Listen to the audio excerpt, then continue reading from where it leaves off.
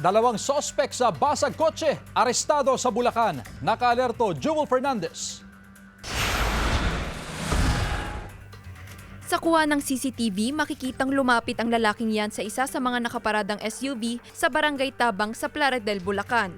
Maya-maya, makikita siyang lumayo at pumunta sa kasamahang nakamotorsiklo at saka umalis.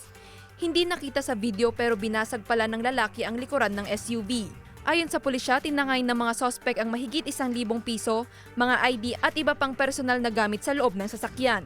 Itinawag agad ng gwardiya sa pulisya ang insidente. Sakto naman na may police patrol car na malapit at nadakip ang dalawang sospek.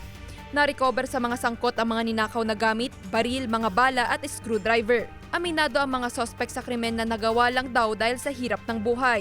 Maharap sila sa reklamong theft at illegal possession of firearms and ammunition.